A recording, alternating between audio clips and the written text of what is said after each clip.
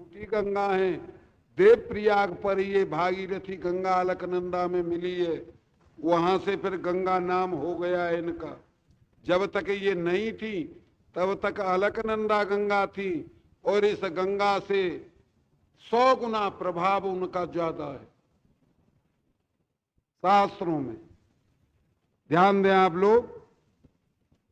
महाराज ये सुखदेव जी ने कहा, राजन हरिश्चंद्र से 10वीं पीढ़ी पर महाराजा सगर का जन्म हुआ। महाराज सगर जो थे, इनके एक सुमति नाम की रानी थी, उसमें 60,000 बेटा पैदा हुए। एक सैब्या नाम की रानी थी, उसके एक बेटा था असमंजस, उस रानी को राजा ने परित्याग कर दिया था। ये 60,000 बेटा राजा ने एक महाराज यज्ञ किया, जिसे वाजपेयी यज्ञ कहते हैं। राजा का ही अधिकार होता है उसे करने का, और को नहीं होता। इंद्र घबरा गया, 60,000 बेटा बड़े बलवान थे। इंद्र ने घोड़ा चुरा करके कपिल मुनि के पीछे बांध दिया गंगा सागर पर। जब घोड़ा नहीं रहा तो ब्राह्मणों ने कहा, राजा घोड़ा लाओ तब ये यज्ञ होगा। ये 60,000 को आज्ञा दी गई, घोड़ा लाओ। इन्होंने तिल तिल पृथ्वी खोद दी। पहले इसका नाम समुद्र था, समुद्र का बड़ा भारी विस्तार कर दिया खोद करके, तब से इसका नाम सागर हुआ। घोड़ा नहीं मिला। समुद्र खोदते खोदते गंगा सागर तक पहुंच गए। वहां घोड़ा को बंधा देखा कपिल मुनि के आश्रम के पीछे।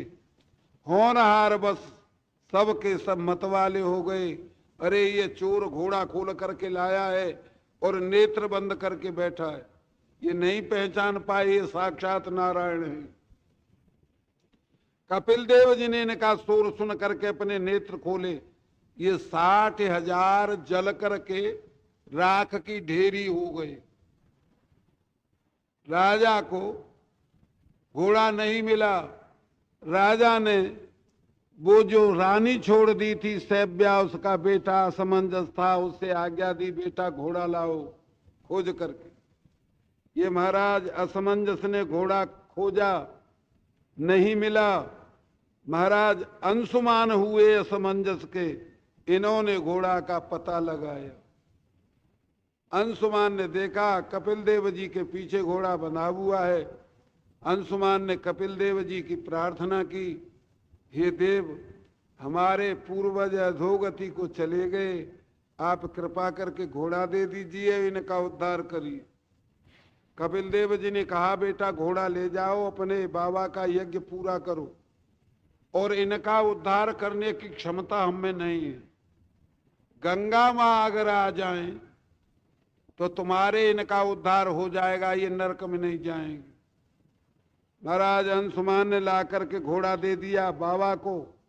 यज्ञ पूरा हुआ, और ये गंगा मां को लाने के लिए महाराज अंशुमान ने तप किया। अंशुमान के तप से गंगा मां प्रसन्न नहीं हुई। अंशुमान के हुए महाराज पीछे दुलीप। दुलीप ने गंगा मां को लाने के लिए पूरी आयु तप किया। गंगा मां प्रसन्न नहीं हुई। दुलीप के हुए महाराजा भागीरथ। भागीरथ ने गंगा मां को लाने के लिए तप किया। ध्यान देना कथा पर।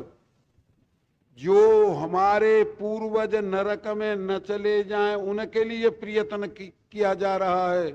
आज का मानव जीते हुए माता पिता बाबा का पानी देने में सकुचाते, आदर नहीं करते, चुप बैठे हो रहे। कहूं पढ़ तो ना पारी पहलते, दे देंगे पानी, सोप तो ना है तू। ये दशा है। हमारे पूर्वज नरक में न चले जाएं, 3 पीढ़ी तक पूरी आयु तप करते रहे।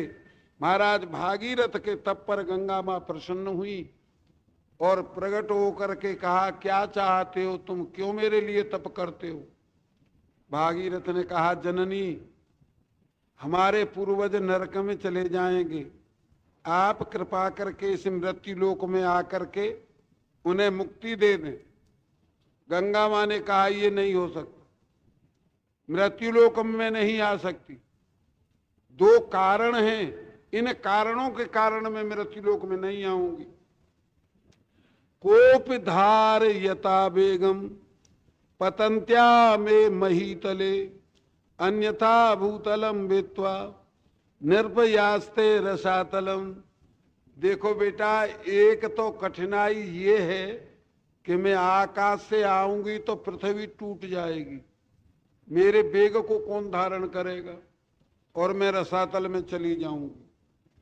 और दूसरी कठिनाई ये है कि कलयुग में स्त्री पुरुष जी भर के पाप करेंगे और मेरे में आकर के स्नान करेंगे। मैं उन पापों को कहां ले जाऊंगी? मेरा स्वभाव है, जीव मेरे में स्नान करता है, मैं उसके पाप नहीं रहने देती। अब सारे स्त्री पुरुष पाप करेंगे, उन पापों को मैं कहां ले जाऊंगी? महाराजा भागीरथ ने कहा, जननी हम दोनों शंकाओं के समाधान के लिए तैयार हैं। भगवान शंकर की प्रार्थना करता हूं, वो तुम्हारा वेग धारण कर लेंगे, पृथ्वी को नहीं टूटने देंगे। रही बात कलयुग के स्त्री पुरुष पाप करके तुम में स्नान करेंगे, उसका इलाज जननी ये है, साधवो न्यासिन शांता ब्रह्मिष्ठा लोक पावना हरंत अगंते अंग संगात स्वते यग भिद भरी ही। जननी, ब्रह्मवादी संत, परम विरक्त संत तुम्हारे किनारे पर विचरण करेंगे और तुम में वो संत स्नान करेंगे, तुम्हारा जल पिएंगे। उनके स्नान करने से, जल पीने से तुम्हारे सारे पाप जल जाएंगे। ध्यान देना आप लोग, संतों के प्रसाद से ही तीर्थ बनते हैं, संतों के प्रसाद से ही तीर्थ बन करके ये पाप दूर होते हैं। ऐसी एक कथा ब्रज की आती है, महाराज ब्रज मंडल में है वो कथा। कभी ब्रजवासियों ने ऐसा सोचा था कि गंगा सागर ये महाराज प्रयागराज तीर्थ के राजा हैं, चलो सारे ब्रजवासी गाड़ी जोर जोर करके प्रयागराज में स्नान करें, ये तीर्थों के राजा हैं तो हमारे पाप दूर हो जाएंगे। वृंदावन से सभी ब्रजवासी गाड़ी जोर जोर करके स्त्री पुरुष बैठ बैठ करके चले प्रयागराज को। ये गाड़ियां मथुरा में आई तो ब्रजवासियों ने देखा एक बड़ा भारी भयंकर पुरुष काला एक घोड़े पर चढ़ करके आया और घोड़े से उतरकर यमुना जी की रेती में लौटा। वो पुरुष और देवता के समान, कामदेव के समान सुंदर हो गया और घोड़ा पर बैठ करके फिर चल दिया। ब्रजवासियों ने देखा कि ये कैसा तमाशा है, ये इतना भयंकर था और इतना सुंदर कैसे हो गया। साहस वाले ब्रजवासियों ने भाग करके उसे रोक लिया और रोक करके पूछा, भाई तुम कौन हो, कहां से आए थे? उस काले पुरुष ने जो सुंदर हो गया है बताया कि मैं प्रयागराज हूं। कि प्रयागराज जो तीर्थों के राजा हैं? कि हाँ। फिर तुम्हारा भयंकर स्वरूप क्यों था? कि स्त्री पुरुष मेरे में जाकर के स्नान करते हैं और वो साल भर तक स्नान करते हैं तो मेरे में पापों को छोड़ा आते हैं, उनके पापों से मैं इतना भयंकर हो जाता हूं। साल भर बाद ब्रज में आता हूं और यमुना जी की रेती में लौट करके वो पाप जलते हैं, तब मैं अपनी मुद्रा में होकर के लौट कर चला जाता हूं। ब्रजवासियों ने कहा, हद हो गई। अरे जिस प्रयागराज को जा रहे थे स्नान करने के लिए, वो हमारे यहाँ आकर पवित्र होता है, लौटा दी गाड़ी, चलो। ये कन्हैया की महिमा है, हमें किसी तीर्थ में नहीं जाना है। प्रयागराज नाराज हो गए, सारी दुनिया मेरे में स्नान करने के लिए आती है, ब्रजवासी नहीं आते। भगवान ने कहा कि आपत्ति क्या हो गई कि तीर्थों का राजा तुमने ही तो मेरे को बनाया था, भगवान ने बताया तीर्थों का राजा ही तो बनाया तेरे को, घर का राजा तो नहीं बनाया। अरे ब्रज तो मेरा घर है, मेरा स्वरूप है। ये बात बड़ी कड़ी समझ में आएगी, अगर समझना चाहो तो समझा दें आपको। सबसे पहले अवतार ब्रज रूप में कन्हैया का हुआ है। महाराज करपात्री का कभी उपदेश सुना होगा आपने। जो अनंत अनंत ब्रह्मांडों का अभिन्न निमित्तोपादान कारण है, उसे एक पृथ्वी का एक टुकड़ा ब्रज वो कैसे धारण कर सकता था? सोचा है कभी? ये सारी पृथ्वी से, पृथ्वी के जितने पदार्थ बनते हैं, किसी पदार्थ में सामर्थ्य है धारण करने की? अनंत अनंत ब्रह्मांडों के कारण को कार्य एक ब्रह्मांड, और एक ब्रह्मांड में एक पृथ्वी, और उसका छोटा सा कोना ब्रज। वो अनंत अनंत ब्रह्मांडों के उपादान कारण को कैसे धारण करता? सबसे पहले भगवान अपनी महिमा में रहते हैं, उनकी महिमा ही धारण करती है। पहला अवतार ब्रज रूप में हुआ है, तब कन्हैया का दूसरा अवतार हुआ है। ये अपनी आत्मा में रमण करते हैं, अपने स्वरूप में स्थित रहते हैं। ये बातें कुछ ज्यादा गुण हैं, इसलिए सज्जन लोग नहीं सुनाते हैं। अच्छा, ये मर्यादा है।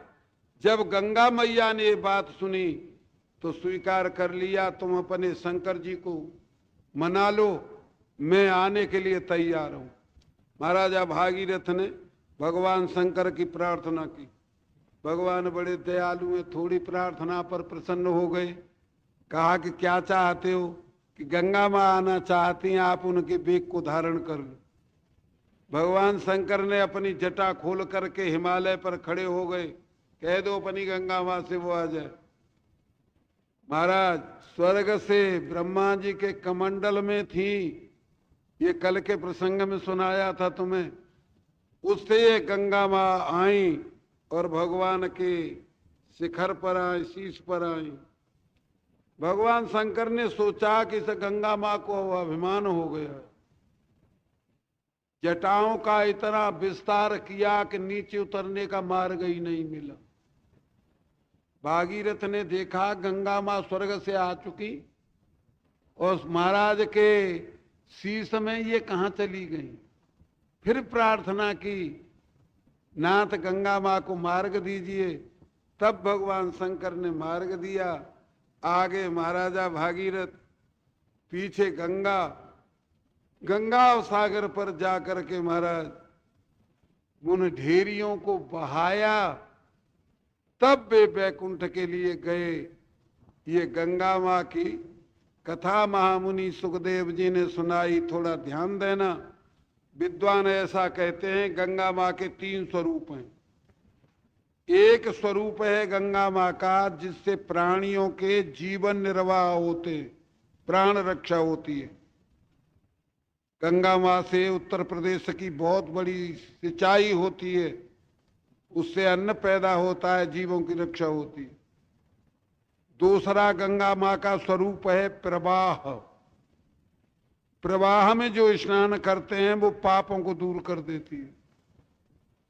तीसरा स्वरूप है गंगा माँ का भगवान के चरणों का चरणोदक का समावेश गंगा में है, इससे जीवों का कल्याण कर देती है, मुक्त कर देती है। बोलो कृष्ण बलदेव की जय। ये 3 रूप गंगा माँ के हैं। महाराज ये कथा सुनाई, आगे की कथा सुनाने लगे। महाराज ये आप भागीरथ से 5वीं पीढ़ी पर महाराजा ऋतुपर्ण हुए। ऋतुपर्ण की कथा तो बुजुर्ग अच्छी तरह जानते थे, बड़ा ढोला सुनते थे। ये ऋतुपर्ण नल के यार थे, आपने ढोला में सुना होगा। ये महाराज इन ऋतुपर्ण के बाद में भागीरथ की महाराज 10वीं पीढ़ी पर एक मूलक नाम राजा हुए। जब महाराज परशुराम जी अभिमानी क्षत्रियों का कत्ल कर रहे थे, ये सूर्यवंशी राजाओं का कत्ल किया। ये मूलक नाम राजा माँ की गोदी में था, माता इन्हें लेकर के भाग गई, छिपा लिया इन्हें, ये बचे। मूलक राजा से महाराज आगे फिर ये वंश चला। मूलक राजा की 5वीं पीढ़ी पर महाराज खटवांग का जन्म हुआ और इनकी 3री पीढ़ी पर महाराजा रघु का जन्म हुआ। रघु की कथा आप लोगों ने बहुत सुनी है। रघु जैसा दानी कोई सूर्य वंश में नहीं हुआ। सूर्य वंश था, महाराज रघु ऐसे प्रतापशाली हुए, वंश ही बदल गया, रघुवंश कहने लगे, सूर्य वंश बदल गया। एक कथा महाराज रघु की लिखी है संतों ने। एक भरतंतु नाम के ऋषि थे महाराज रघु के राज्य में, वो ब्रह्म विद्या पढ़ाया करते थे। एक कौत्स नाम का विद्यार्थी महाराज भरतंतु ऋषि से ब्रह्म विद्या पढ़ा। जब पढ़ लिख करके तैयार हो गया तब कहा कि आप दक्षिणा ले लीजिए। राम महाराज ऋषि त्यागी थे, उन्होंने कहा हमें दक्षिणा नहीं चाहिए। इस विद्यार्थी ने कहा बिना दक्षिणा के कोई पुण्य काम सफल नहीं होता, दक्षिणा जरूर लीजिए। जब ज्यादा हट किया तो संत नाराज हो गए, कहा कि 14 भार सुवर्ण की मुद्रा ला दो।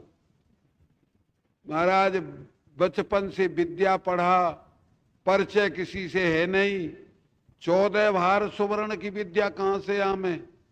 एक भार की गणना तो आप लोगों ने सुनी होगी संतों से, एक मत में 7.5 मन सोना होता है एक भार में, दूसरा मत 12.5 मन स्वीकार करता है। अब 14 भार सुवर्ण कहां से लामे। इस विद्यार्थी ने सोचा महाराज रघु बड़े दानी हैं, रघु के दरबार में चले। ये रघु के दरबार में आया, रघु ने उससे पहले सोना चांदी खजाना सब दान कर दिए, शाही वस्त्र सब दान कर दिए, माटी के बर्तन, स्वागत करने के लिए पुराने वस्त्र पहन करके राजा गद्दी पर बैठे। जब ये विद्यार्थी पहुंचा तो सकुचा गया राजा की मुद्रा देख करके। राजा पुराने वस्त्र पहन करके बैठा है, इसका स्वागत मट्टी के बर्तन से किया। ये थोड़ी देर बैठा और उदास हो करके मैंने गुरु से हट की, अब सोना कहीं नहीं मिल सकता, चल दिया। महाराज रघु ने अपने कर्मचारियों से कहा इसे लौटाओ, क्यों आया था ये। जब ये लौटाया गया, महाराज रघु ने पूछा कि तू क्यों आया था दरबार में। कि महाराज आपका दर्शन करने के लिए आया था। ठीक बोलो, सत्य बताओ क्यों आए थे।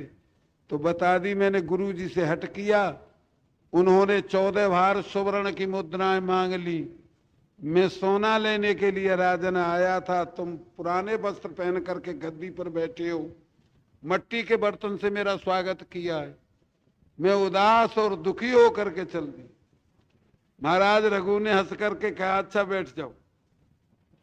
इस विद्यार्थी को बिठा लिया, सेवकों से कहा धनुष और बाण उठा करके लाओ। धनुष बाण उठा करके राजा के हाथ में दे दिया। पत्र लिखा राजा ने, बाण की नोक पर बांधा और वो बाण छोड़ दिया। ये कुबेर की गद्दी पर जाकर के बाण गिरा।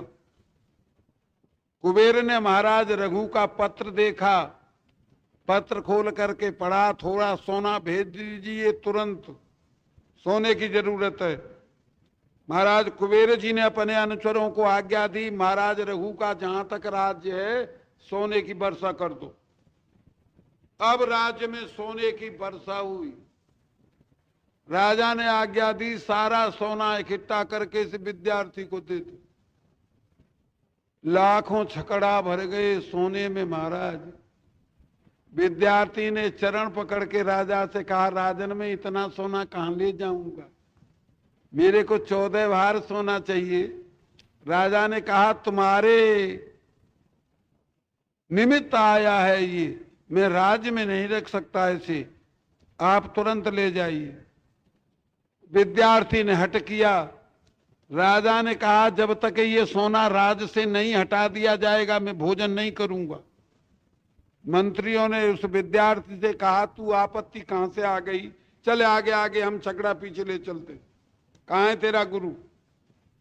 लाखों छकड़ा सोने के भर करके चले विद्यार्थी आगे। 10-20 मालगाड़ी जैसी प्रतीत हुई। संत बैठे थे आश्रम पर, उन्होंने देखा ये क्या तूफान आ रहा है। किसी ने जाकर के कहा तुम्हारा विद्यार्थी सोना ला रहा है, लाखों छकड़े भरे सोने से। अरे कि इस मूर्ख से कह दो आश्रम में न लावे, वहीं रोक दे। कि कैसे कह दे, महाराज रघु ने प्रण कर लिया है, सोना नहीं हटा तो भोजन नहीं करेंगे। करे महाराज रघु ने एक भुजा उठा के प्रण किया होगा, हम दोनों भुजा उठा करके प्रण करते हैं, ये सोना आश्रम में आया तो मैं भोजन नहीं करूंगा। मंत्रियों ने कहा ये बात बड़ी अच्छी रही, अब ये कैसे संकट टाला जाए। बड़े बड़े विद्वानों को बुलाया गया, उनसे पूछा गया क्या किया जाए। एक यज्ञ का आरंभ किया और सारी दुनिया में ये सोना बांट दिया। महाराज रघु की कथा है। रघु महाराज की बहुत कथाएं बड़ी विस्तार में हैं। जनक दुलारी ने ऐसा कह दिया था रावण से, खल सुध नहीं रघुवीर बाण की। महाराज रघु के लिए प्रेरित किया गया था। ध्यान दें, बड़े प्रभावशाली थे। महाराज रघु से चौथी पीढ़ी पर भगवान राम का जन्म हुआ। जय। महाराज सुखदेव जी कहते हैं, आप लोग ध्यान दे करके सुनना। तस्यानुचरितम राजन ऋषि तत्वदर्शी श्रुति वर्णितम भूरित्वया सीतापते मुहुर्मुहु। भगवान सीतापति राघवेंद्र सरकार का चरित्र तत्वज्ञ ऋषि वाल्मीकि इत्यादि ने बड़े विस्तार से निरूपण किया है। हम बहुत सूक्ष्म में आपको सुना रहे हैं भगवान का चरित्र। ध्यान देना, सुखदेव जी ने एक श्लोक में भगवान राम का चरित्र कह दिया। भागवत में 2 अध्याय हैं राम के चरित्र के। अब वक्ता चाहे जितना समझते हों उतना कह दें। वृंदावन में भागवत कह रहे थे, गुरु जी के आश्रम में कुछ पंजाब की महिलाएं थीं, वो बहुत नाचती हैं। हमसे कहा गया कि राम का चरित्र आप थोड़ा ज्यादा कहेंगे। हमने कहा कि भगवान राम के जन्म की स्तुति सुना देगी जो कोई, तब हम कहेंगे। तो जितने सज्जन बैठे थे कोई स्तुति नहीं सुना सका। ध्यान दें आप लोग, ये स्तुति जो है भय प्रगट कृपाला दीन दयाला कौशल्या हितकारी, एक महिला ने सुनाई, पुरुष कोई नहीं सुना सका। तो राम की भक्ति के इसका अर्थ हो गया ढोंग करते हैं, और आज का समाज तो है ही ऐसा। महामुनि सुखदेव जी कहते हैं, गुरु पथम त्यक्त्य राजो व्यचरदन वनम पदम पदाभ्याम प्रियाया पाणे स्पर्शा क्षमाभ्याम मृजित पथ रुजो हरीन्द्रानुजाभ्याम। हम उन भगवान के चरण कमलों को प्रणाम करते हैं जिन्होंने पिता की आज्ञा पा करके राज को तिनका की तरह छोड़ दिया, गुरु जी की सेवा की, विश्वामित्र के यज्ञ में जाकर के यज्ञ की रक्षा की, और जनकपुर में जाकर के सीता से विवाह किया। जिनके चरण कमल पिता की आज्ञा पालन करने में इतने कोमल जंगलों में विचरण करते थे, सीता के कर कमलों को नहीं सह सकते थे। महावीर जी महाराज लक्ष्मण जी चरणों को दाव दाव करके मार्ग का परिश्रम दूर करते थे, उनको हम प्रणाम करते। ध्यान देंगे, हम ज्यादा तो नहीं कह सकते, थोड़ा आपको सुनाते हैं। महाराज दशरथ जो हुए हैं, इनके कोई संतान नहीं हुई थी। वशिष्ठ जी की कृपा से पुत्र के लिए यज्ञ कराया गया। यज्ञ से ये महाराज भगवान राम कौशल्या से प्रकट हुए, लक्ष्मण और शस्त्रघ्न सुमित्रा से प्रकट हुए, और भरतलाल केकई से प्रकट हुए। केकई और सुमित्रा ये दोनों केकय देश की थी, एक बाप की बेटी थी। अच्छा, तो इनकी प्रकटता में बड़ी सुंदर व्यवस्था की गई, बड़े बड़े महाराज स्वागत किए गए। नामकरण के लिए महामुनि वशिष्ठ जी को बुलाया गया। ये नामकरण एक संदेहजनक लीला है, बहुत लोग नहीं समझ पाते। वशिष्ठ जी तो सर्वज्ञ थे, उन्होंने भगवान राम का नाम लिखा, राम के नाम के पीछे भरत का नाम लिखा, अब भरत के नाम के पीछे लक्ष्मण का नाम चाहिए, लेकिन छोटे भाई शत्रुघ्न को पहले ले लिया और लक्ष्मण को पीछे छोड़ दिया। एक शंका तो ये हुई, पहले से मर्यादा चलाई वशिष्ठ जी ने, बीच में मर्यादा क्यों तोड़ दी? बड़े थे सबसे राम, उनका नाम लिख दिया। उनसे छोटे भरत थे, उनका नाम लिख दिया। शस्त्रघ्न महाराज लक्ष्मण जी ये एक माह से पैदा हुए थे, पहले लक्ष्मण हुए थे, इसलिए बड़े थे। शस्त्रघ्न छोटे थे, छोटे को गुरु वशिष्ठ ने पहले ले लिया और बड़े को पीछे छोड़ दिया। एक शंका। दूसरी शंका ये है कि जो नामकरण के अर्थ हैं वो सबकी समझ में नहीं आते। महामुनि वशिष्ठ जी लिखते हैं राम के नाम में, राजन ये जो सामले सामले बड़े तुम्हारे पुत्र हैं, ये साक्षात नारायण हैं। महाराज इनके लिए लिखा, ये जिनके आनंद से अनंत अनंत ब्रह्मांड आनंद वाले होते हैं, ये महाराज ध्यान दें थोड़ा।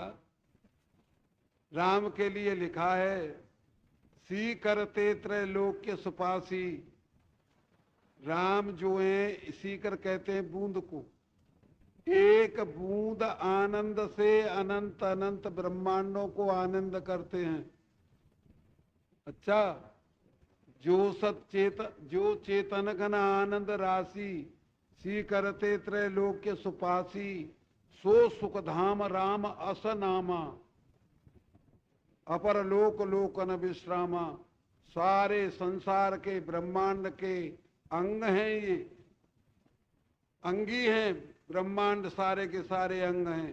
एक छोटी बूंद आनंद से अनंत अनंत ब्रह्मांडों को आनंदित करते हैं। एक ज्ञान के छोटे कण से सारे ब्रह्मांडों को चेतन करते हैं। इनकी सत्ता के एक अंश से सारे ब्रह्मांड सत्य प्रतीत होते, इनका नाम राम होगा। और इनसे छोटे भरत, इनके लिए लिखा, विश्व भरण पोषण कर जोई, ताकर नाम भरत सो होई। संसार का जो पालन पोषण करें, उनका नाम भरत होगा। भरत ने संसार का पालन पोषण कभी नहीं किया।